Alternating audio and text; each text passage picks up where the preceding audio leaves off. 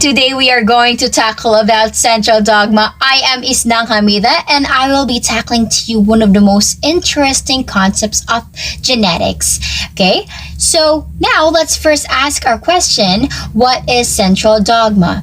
So by definition, it is the core rule that genetic information moves in one primary direction from DNA to RNA to protein.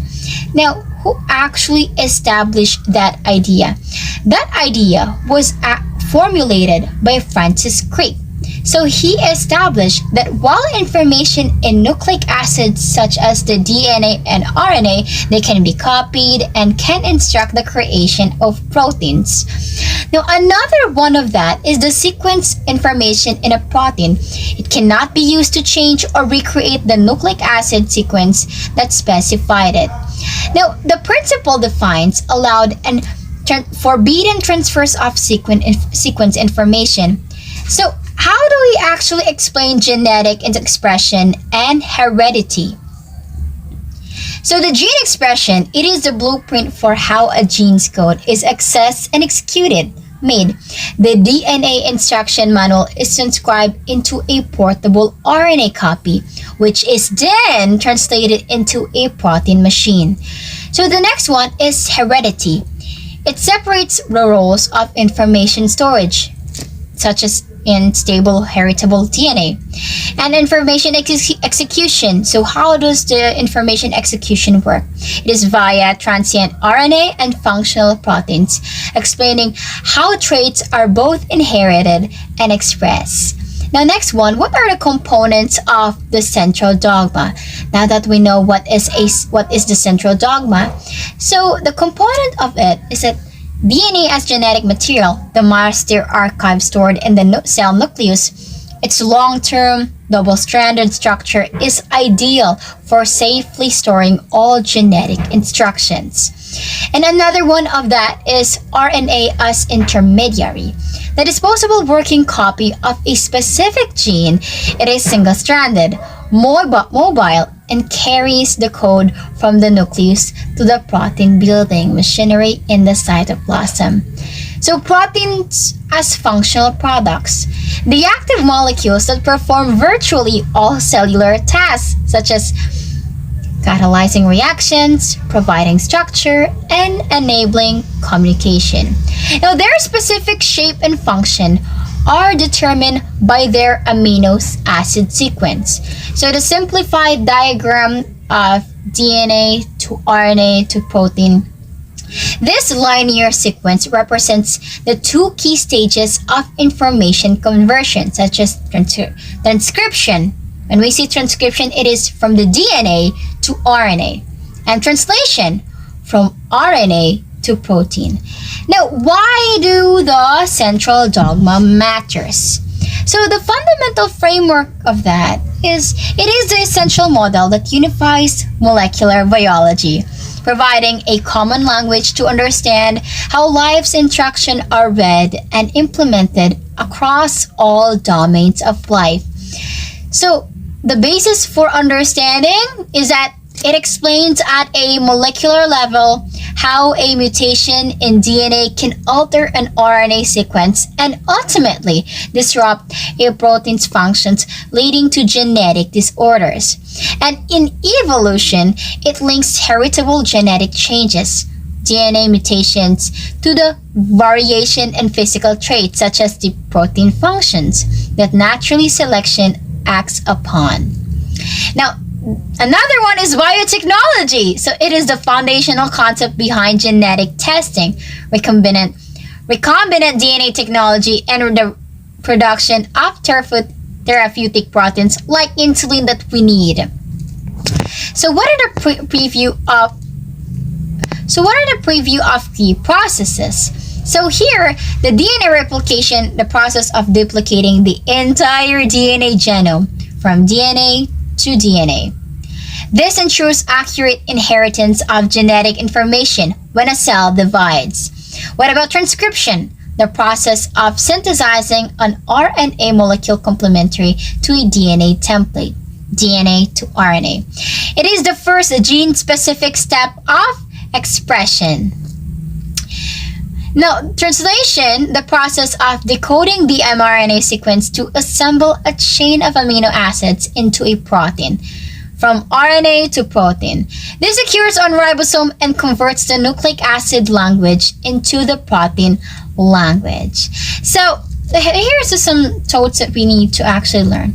The original dogma has been supplemented by discoveries like reverse transcription from RNA to DNA. So all of these are just extra information, and also the major biological roles of non-coding RNAs that function without being translated.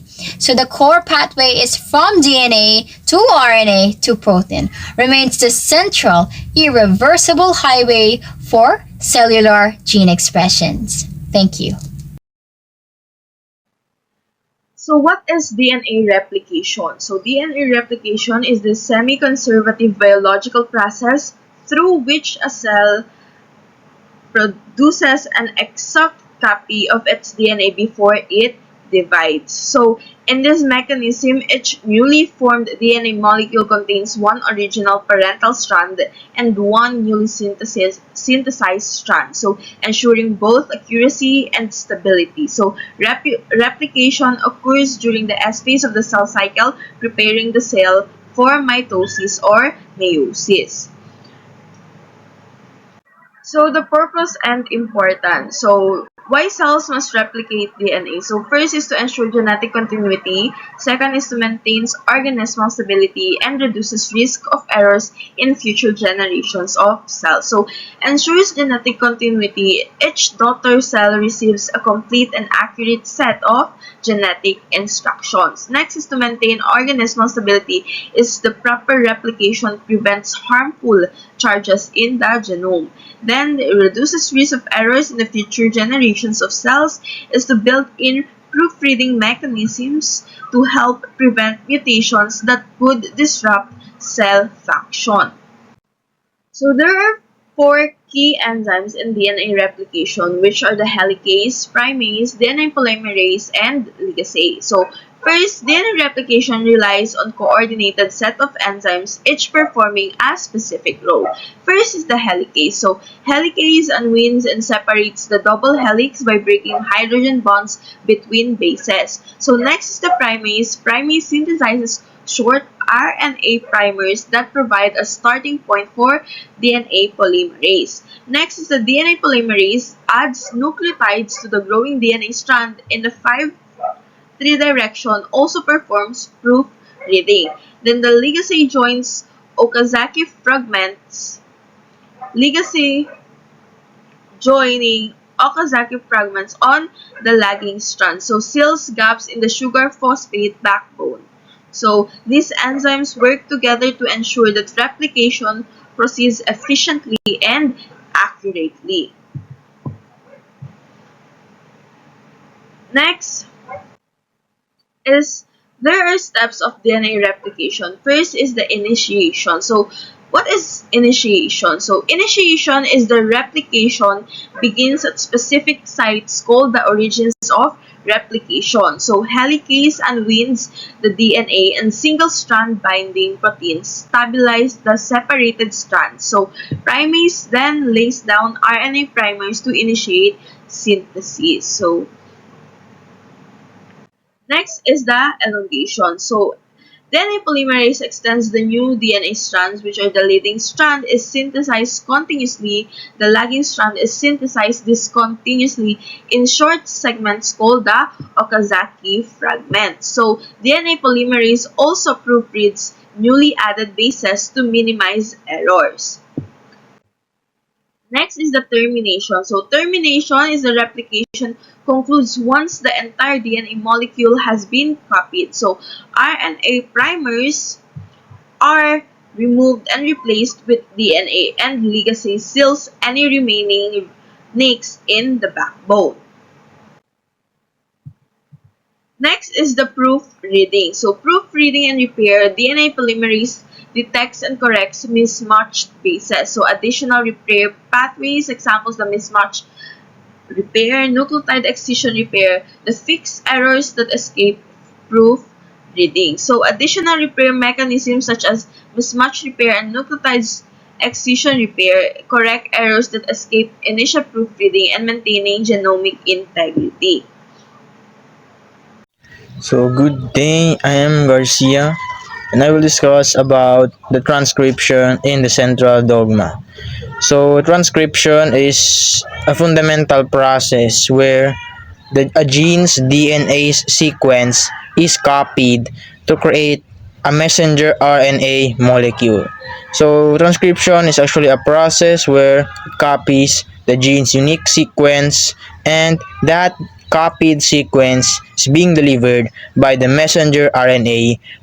At the same time, it protects the original DNA sequence and delivers the exact copy or the exact instruction intended for specific functions.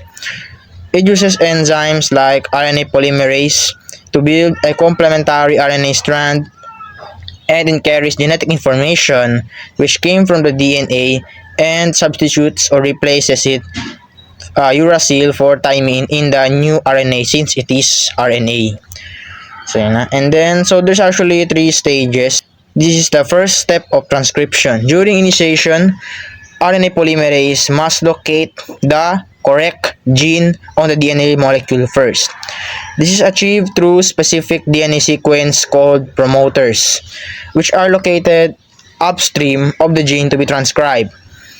In eukaryotic cells, one of the most common promoters is the TATA box or TATA box, or it is actually just a short DNA sequence rich in T and A, thymine and adenine bases, in which transcription factors binds to the promoter region. That these transcription factors actually helps to recruit the RNA polymerase and can recognize promoters once with the help of sigma factor, in which it guides the enzyme to the correct location. So once the RNA polymerase is properly bound with the help of the promoting factors, it causes a small portion of the DNA double helix to unwind by breaking the hydrogen bonds of this double helix. And the breaking of this double helix bond creates a transcription bubble which exposes the template DNA strand that will be used or that will be copied during RNA synthesis, marking the start of the transcription. The second stage is the elongation, in which this is also the phase where RNA molecule is synthesized. The RNA polymerase, the main enzyme responsible for transcription, moves along the DNA template strand in 3' to 5' direction, allowing the new RNA strand to grow into the opposite to 5' to 3' direction. As the enzyme travels, it continuously unwinds the DNA ahead of it, or at the same time, it also rewinds the DNA behind. RNA nucleotides are added one by one to the growing RNA strand according to the complementary base pairing rules, in which, since it is RNA, adenine now pairs with uracil in the RNA, and thymine pairs with adenine, and for the cytosine, it is with guanine. The final stage of transcription is the termination, in which the RNA synthesis stops, or not totally the transcription itself, but only the RNA synthesis. It is actually with the 2 factors, the Rho independent termination and Rho dependent termination. The difference between the two lies with the presence of Rho factors. For the Rho independent termination, so independent, it relies entirely on the sequence. So on the sequence itself with newly synthesized RNA, and it does not require additional proteins, or it does not require Rho factors. That's why it's called independent. The DNA template contains a region rich in guanine and cytosine bases, followed by a RNA. And when this region is transcribed, the RNA that is produced contains a sequence of complementary bases that can fold itself back, which forms a stable stem parang hairpin, just a hairpin like. This is due because of the guanine cytosine rich region, which allows strong base pairing within the RNA. So immediately after forming a hairpin like shape, the RNA contains a series of uracil nucleotides. The hairpin structure causes RNA polymerase to pause, and the weak hydrogen bonds between the uracil bases and the adenine bases, since mas malakas or the hydrogen bonds between the guanine and cytosine is stronger, it further destabilizes the RNA DNA hybrid. Together, the pausing of RNA polymerase and the weak uracil and adenine hydrogen bonds causes the RNA transcript to detach, which now forms the DNA template.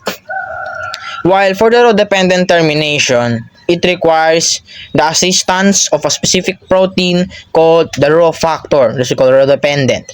Rho factor or Rho is actually an ATP-dependent helicase that binds to a specific sequence on the newly formed RNA.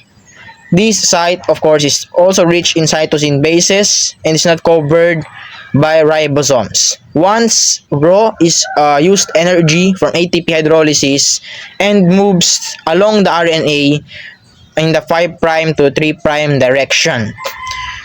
When the RNA polymerase reaches a termination region, it slows down or it pauses. This pause or slows down allows the Rho factor to catch up with the transcription complex, and then these Rho factors breaks the hydrogen bonds between the RNA transcript and the DNA template, causing the RNA to be released and the RNA polymerase again to be dissociate or to be released from the DNA. So what are the types of RNA? RNA, since RNAs are unlike with DNA, they are short-lived and they degrade faster. So RNAs are classified based on their functions. Ano yung purpose? The purpose of a particular RNA, so that after that purpose, they will be easily degraded like the DNA. So first, let's have the mRNA or the messenger RNA. The RNA behind the transcription. After the transcription, the purpose of the messenger RNA, from the name itself, it carries the genetic code or acts as a messenger. The genetic code, the important genetic code from DNA in the nucleus to the ribosomes, for the translation. So yes, messenger RNA acts as a messenger precisely because it carries the genetic information, but at the same time, it protects the DNA, the important information. So the DNA will not, there's no need for the DNA itself to travel towards the ribosome. The messenger RNA will do the job of delivering the information, the instruction for the ribosome for the protein synthesis. Next is the rRNA or the ribosomal RNA. Ribosomal RNA forms the structures of ribosomes. As we all know, ribosomes, the protein factories or the machinery that builds proteins. This ribosomal RNA is a major structural component of ribosomes. Ribosomes are made of rRNA proteins, with the ribosomal RNA the core of the ribosome. The ribosomal RNA also helps in protein synthesis, and the formation of peptide bonds between amino acid is catalyzed by ribosomal RNA, which makes the ribosomes possible. And next is the transfer RNA, the tRNA. The function of this is to deliver specific amino acids to the ribosomes to match the mRNA sequence, which will be discussed later on in the translation rather. During protein synthesis, tRNA molecules brings the correct amino acid to the ribosomes in the correct order, dictated by the messenger RNA sequence from the transcription. This ensures the accuracy in translating genetic information into a functional protein. So without tRNA transfer RNA, the genetic code in the messenger RNA could not be converted into amino acid sequences. That's the importance of the tRNA. While the next other types of RNA, which are classified into non-coding RNAs, they are RNA molecules which, unlike with the previous three, do not get translated into proteins, yet they perform a very crucial or a very important structures in the cells, because these non-coding RNAs controls gene expression in processing the RNA, and also maintains the genome defense, and influences everything from the development of disease to cancer. So ncRNAs are actually a diverse group of RNAs, no? In which they act as key regulators at many biological levels. This is the importance of non-coding RNAs. Despite being not transformed into proteins, they are very crucial in cell regulation. So next is the post-transcriptional modification. So after the three processes, or after the transcription rather, there is still a finishing touch before the messenger RNA is fully formed, and that is the post-transcriptional modification. These are essential steps that converts the pre-matured RNA or the messenger RNA into a functional RNA, which involves three processes: the 5' capping, and the other side the 3' polyadenylation or the poly A tail adding, and the splicing or the removing of introns and connects the exons.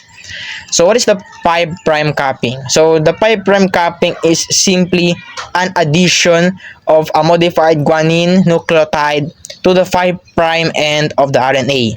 So if you take a look at the illustration at the 5' end, it's just simply the addition of the 7-methylguanosine group, which is a modified guanine nucleotide added to the 5' messenger RNA.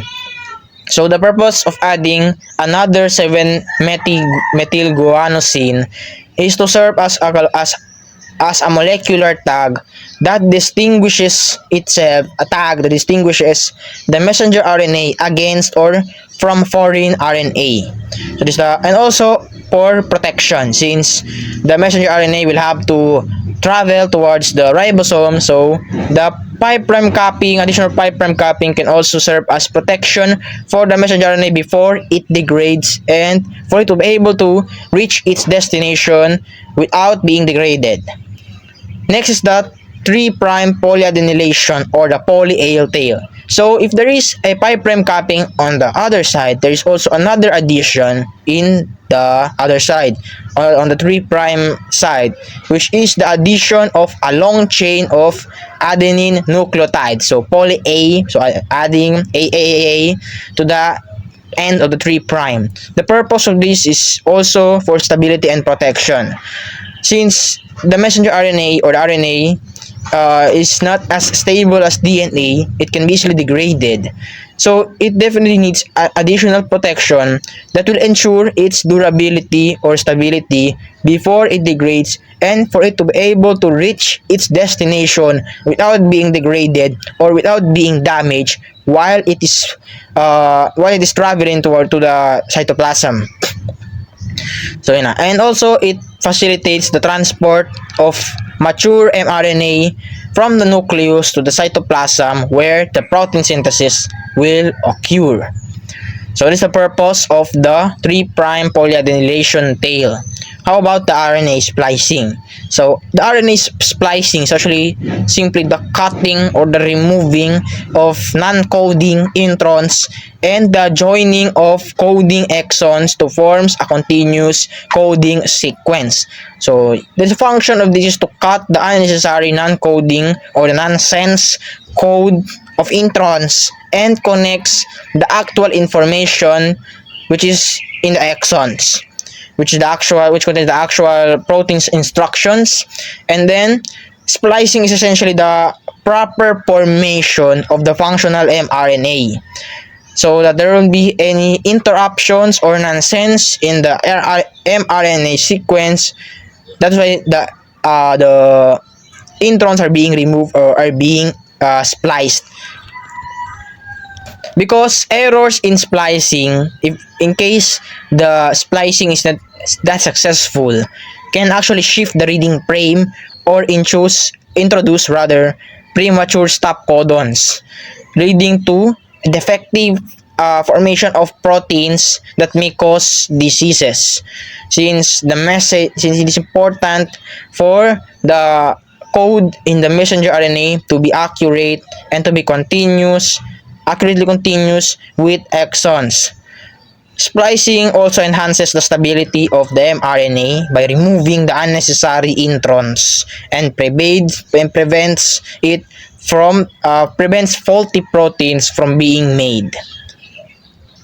So what are the gene expression? Gene expression regulation controls which genes are turned on. Since we are not conscious or we are not in control of what's particular gene to make, we are not the one, or our brain is actually we're not the one who is consciously making the decision which genes should be manufactured. It is the job of the of this particular mechanism, the gene expression control, to control only which necessary proteins are to be made and how much of this protein should be produced, which ensures the right amount of protein to be made in response to a particular scenario or particular stress, depending on the body. And also, because due to this mechanism, it allows proper cell function, since again specific and sakto lang yung gene expression that will be made, that will be manufactured, and also allows adaptation to the environment despite us not being conscious about the molecular or in the molecular level about the RNA or the proteins that to be made. So that is the importance of gene regulation. And another important part of the gene regulation is the cellular specialization. Since our body contains different kinds of cells, or more specifically, it depends on the functions of a particular organ. For example, in the heart, like the nerves or blood or liver, they have unique structures in which the proteins or cells that are manufactured is being manufactured precisely to fit on their functions, despite having the same DNA. And it also allows the organisms to respond to environmental changes. So what are the key regulation stages of this mechanism? The important level of this is the transcription control, which I discussed earlier, in which the cell determines whether a gene is transcribed into RNA. This through interaction of it is the interaction of the mechanisms that is involved in the transcription, such as the promoters, which initiates the initiation phase, the enhancers, and also the regulatory proteins like the transcription factors and the RNA polymerase itself. And because transcription is actually the earliest step in the gene expression, which is very important. And if in case there is a problem in the transcription, for example, hindi na-cut or the introns were not properly spliced, so the rest of the process will be greatly affected. The second level is the post-transcriptional control, which occurs after RNA has been synthesized but before it is translated. So it includes regulation of the RNA processing, the finishing touch before the maturation of the messenger RNA, such as the splicing, 5' copying, polyadenylation. It allows the finishing touches, or it removes unnecessary introns, but at the same time it enhances the RNA, it protects the RNA before it fully degrades. The third stage is the mRNA transport and localization. So, the mRNA, since it travels from the nucleus to the cytoplasm, it must the travel of this particular RNA must be proper, and that is also the purpose of the finishing touches that I mentioned earlier. So, proper only and also only properly processed mRNA is allowed to exit the nucleus, which means that only a fully formed or a fully not actually perfect but a mRNA which is properly processed can only be able to exit the nucleus. The nucleus, since if that particular mRNA is not fully formed or if there is still a deformity, so it won't be easily to hindi siya lalabas agad sa nucleus, since there is still some changes that needs to be readjusted, except if there is a mutation that will allow the mRNA, the deformed mRNA, to freely exit the nucleus. And then the fourth stage now is the translation. So after the transcription, here comes the translation, which regulates how efficiently an mRNA is translated into protein. So regulatory proteins or small mRNAs may bind to the messenger RNA and prevent ribosome attachment or slow translation in case there is an error in the translation process. And after the translation comes with the post-translational control, which occurs after a protein has been synthesized. So proteins may need to be folded, modified, or activated for it to be able to function properly.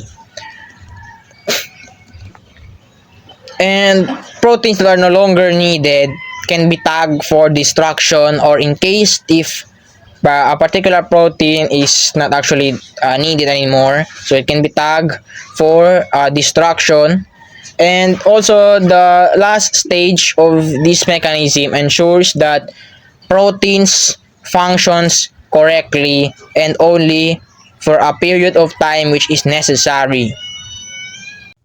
Translation, which is one of the major processes involved in gene expression.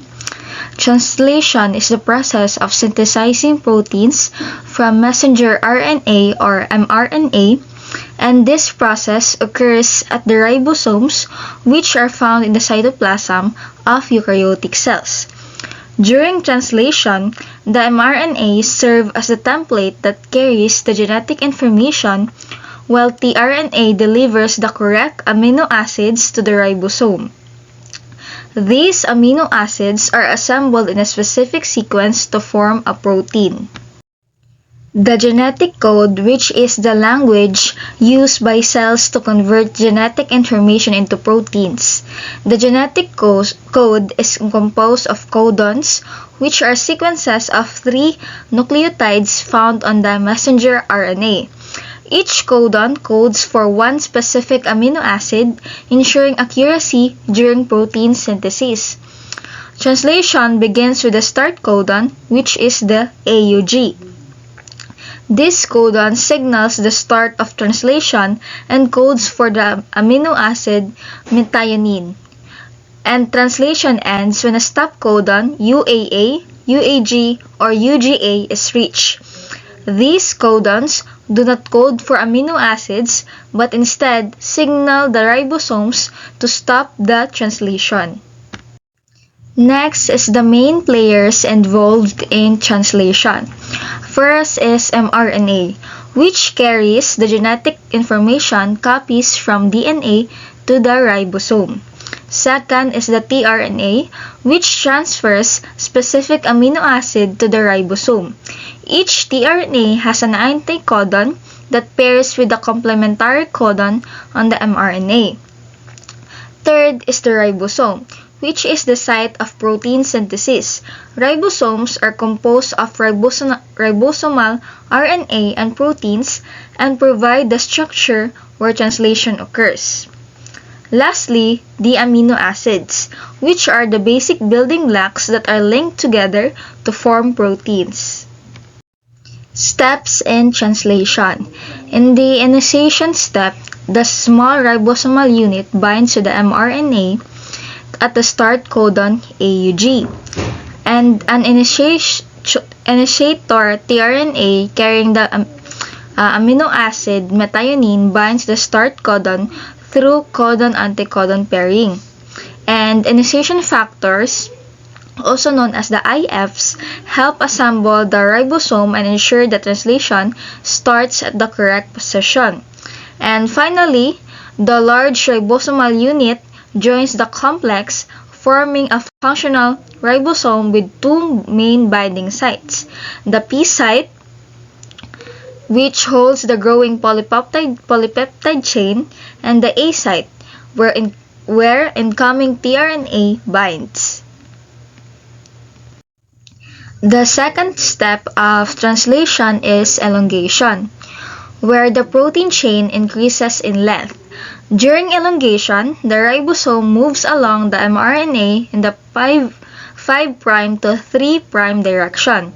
A tRNA with a complementary anticodon brings the correct amino acid to the A site of the ribosome.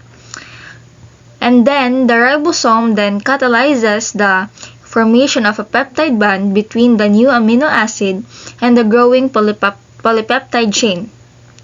This reaction is performed with ribosome's peptidyl transferase activity. After the peptide bond forms, the ribosome translocates one codon forward, moving the tRNA from the A site to P site. This process repeats until the full protein is formed. The final step of translation is termination. Termination occurs when a stop codon, which can be UAA, UAG, or UGA, enters the A site of the ribosome. And instead of the tRNA, release factors bind to the stop codon. The ribosome then adds a water molecule, releasing the completed polypeptide chain from the RNA. After this, the ribosomal subunits, mRNA, and release factors disassemble, and the newly synthesized protein is ready for folding and post-translational modification. Regulation of gene expression. Not all messenger RNA molecules are translated immediately after they are produced. Ribosome binding to mRNA can be allowed, which leads to protein synthesis, or blocked, which prevents protein production. Most regulation of gene expression occurs during the initiation stage of translation. By controlling ribosome binding, the cell regulates when and how much protein is made, helping conserve energy and maintain proper cellular function. I'll be explaining to you about mutations. So let's first understand what is the definition of mutation. So mutation is a lasting alteration in an organism's DNA sequence. These changes can be small, but affecting just one DNA building block, or large, impacting the entire chromosome. And they may modify how genes function, sometimes leading to differences in physical traits, health, or development. Now, let's first learn what are the types of mutation. The types of mutation first is based on the DNA sequence change. First is point mutations. When we say point mutations, this one is the alteration of a single DNA letter or nucleotide.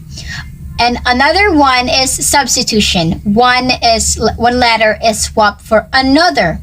Another one is a silent mutation. So it codes for the same amino acid, but it has no effect. Now, another one is missense.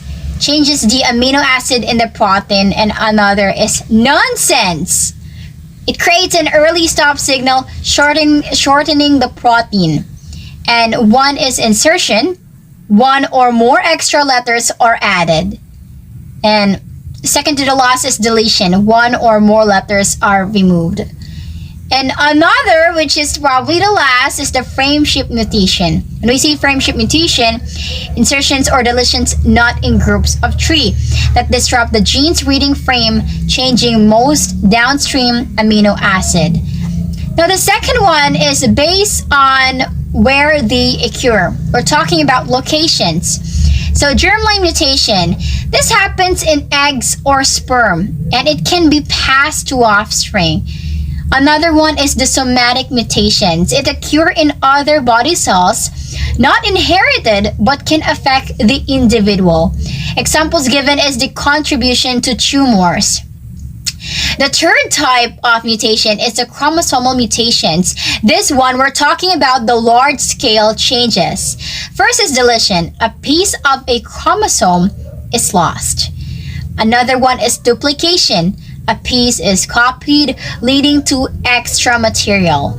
And another one is inversion. A segment breaks, flips, and reattaches backward. Translocation. A segment moves to a different chromosome. And another one is aneuploidy, having an abnormal number of chromosomes. Examples given is 3 copies instead of 2. Now, another one, or the last type of mutation, is based on consequences. So, this one is loss of function. So, it reduces or destroys a protein's activity. And gain of function gives a protein new or it increased activity. Or neutral, it has no significant effect on the organism. And another one, which is second to the last, is if it is beneficial, improves survival or reproduction. And it can also be harmful or deleterious, causes disorders or reduces fitness. So what really are the causes of mutations? We tackle about the types of mutations. Now, one of the causes of mutations, the first one is spontaneous or natural errors. So, because there are copying mistakes, errors during DNA replication that escape repair. Another one is natural chemical damage, depurination, a DNA base A or G falls off. Or deamination, a chemical group is lost from a base. Examples given, C turns into T, base tautomerization. Bases temporarily shift shape, leading to incorrect pairing.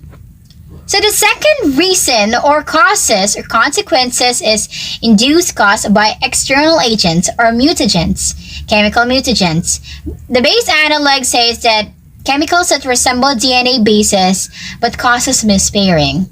And the DNA altering chemicals, it modifies bases so they pair incorrectly.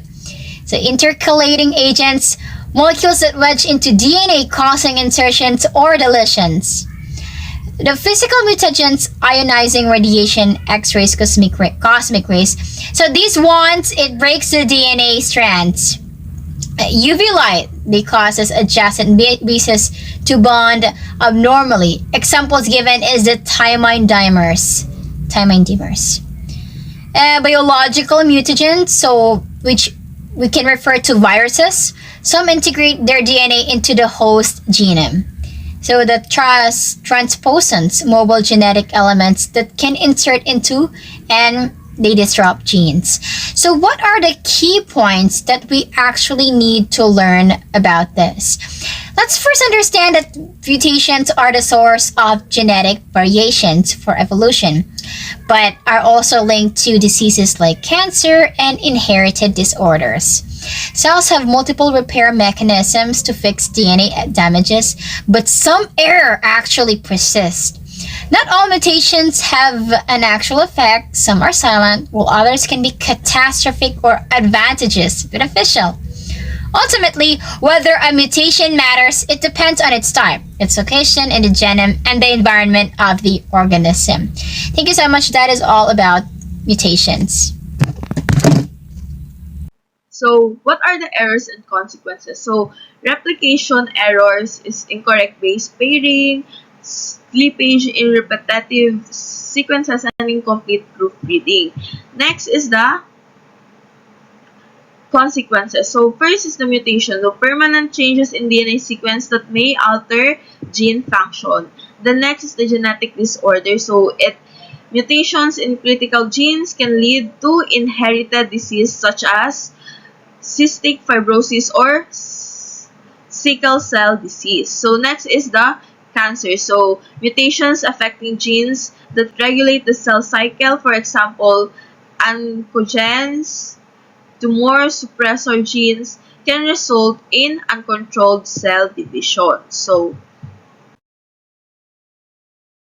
how mutations affect protein synthesis, which is codon changes and frame shift. So mutations are permanent changes in the DNA sequence, and even small alterations can have significant effects on protein synthesis. So protein synthesis depends on reading the genetic code in sets of 3 nucleotides called codons. So when a mutation alters these codons, the resulting protein may be changed, shortened, or completely non-functional. So there are types of mutation. So the first type of mutation that affects protein synthesis is a codon changing mutation. So codon changing mutation, also known as the point mutation. So this happens when a single nucleotide in the DNA is substituted with another. So depending on the type of substitution,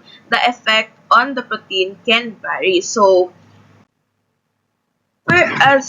types of codon changing mutations are silent mutation, missense mutation, and nonsense mutation. So a silent mutation changes a codon but does not change the amino acid its code for. So the protein remains the same. So next is the a missense mutation. So a missense mutation changes one amino acid in the protein, which can alter the protein's structure or function. Next is the nonsense mutation. So a nonsense mutation converts a normal codon into a stop codon, causing translation to end prematurely. So this usually produces a shortened and non-functional protein.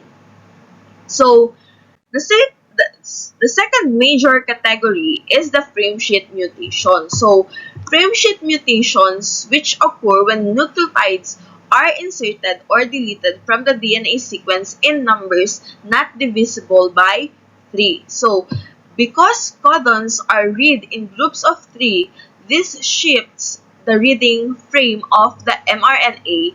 As a result, every codon downstairs of the mutation is changed. So this typically leads to a completely altered amino acid sequence and often introduces premature stop codons. So frameshift mutations almost always produce non-functional proteins and tend to have more severe consequences than single codon changes. So overall, both codon changes and frameshift mutations can disrupt normal protein synthesis. So these disruptions may lead to loss of protein function, metabolic problems, genetic disorders, or even cancer if the affected genes are involved in cell growth and division. So, good day again. I am Garcia, and I will discuss again, but this time it will be some examples of diseases which are genetically inherited. So, the first one is the sickle cell disease or sickle cell anemia.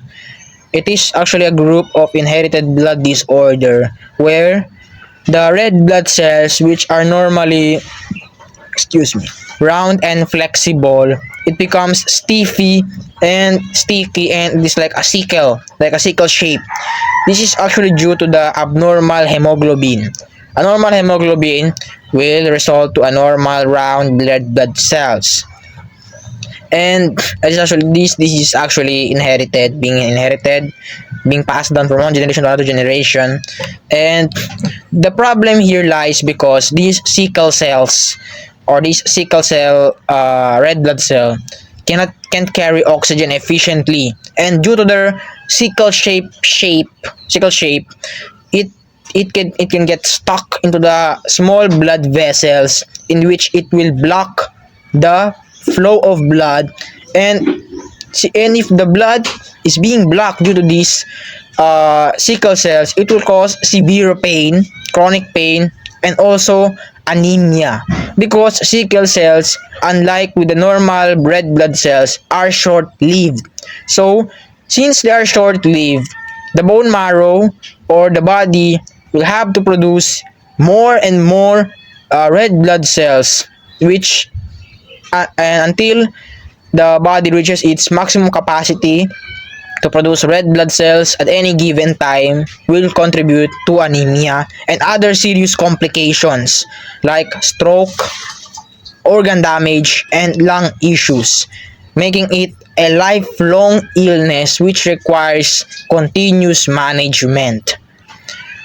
So, and what also another scary about the sickle cell is it's not just about affects the normal red blood cells, but also it is like a domino effect which will affect the rest of the organs, since the other organs are dependent on the circulation of the blood, which contains the nutrients and oxygen, but these sickle shape are instead blocking the blood vessels, does not produce or does not carry normal or enough hemoglobin within them. So that's why the other organs that are dependent on the circulation of the blood is being damaged. So the common complications again, the intense pain in the arms due to the blocked blood vessels, and also the damage in other organs which are dependent from the circulation of the blood, which carries essential nutrients for the organ's survival. And see, another important organ which is being damaged by the sickle cell is also the spleen. Since the spleen, being part of the lymphatic system, also another important organ which acts as our body's defense mechanism against pathogens. If it is damaged, of course, it will increase the risk of infections. And also, aside from spleen, it can also damage kidneys, the liver, and also the heart. It can actually lead to pulmonary hypertension, high blood pressure in lungs due to the block flow of blood in the blood vessels. Since it is a long-term disease, the treatment, there is actually no one-time treatment in the sickle cell, but it is important for proper management of this type of disease. So it is important. So the treatment for sickle cell anemia includes vaccinations, because again their spleen is damaged, so they need to be properly vaccinated to ensure that their immune system will still work despite the damaged spleen, which greatly helps in their immunity. Another treatment is available for sickle cell is blood transfusion. It's another option, because regular transfusions of normal blood cells increases the circulation of the red normal blood cells in the circulation, which improves the efficiency of oxygen delivery and reduces the complications of other complications such as severe anemia or stroke. And another treatment which might be a bit expensive is the bone marrow transplantation. Since the bone marrow, the part of the bone which is responsible for producing red blood cells, if it can be transplanted from a normal compatible donor, it can also mitigate or reduce the complications of the sickle cell anemia by transplanting a normal and compatible bone marrow that will produce a normal red blood cells. Another inherited disease, which is also a very severe disease, is the cystic fibrosis. It is a serious genetic disorder that makes the body to produce thick, sticky mucus, not in the nose but inside your lungs, and this mucus blocks the passageway of, or the passage or the way for the air to enter, which will lead to severe breathing issues since there is a clog or may barado sa kanyang barado sa in the lungs, in which it will contribute to severe breathing issues due to the block passageway of airs.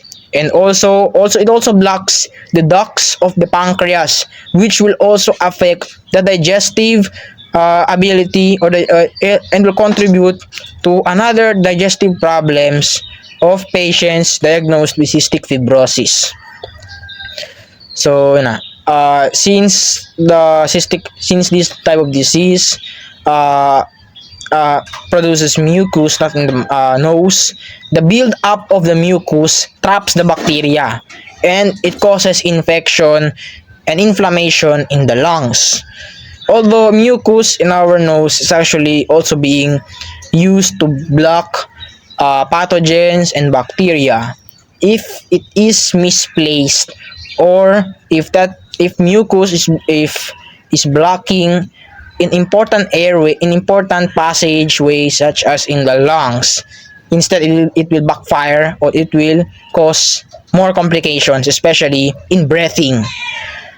That's why some of the treatments of cystic fibrosis is also not a one-time treatment, but a continuous therapy for those patients diagnosed with cystic fibrosis.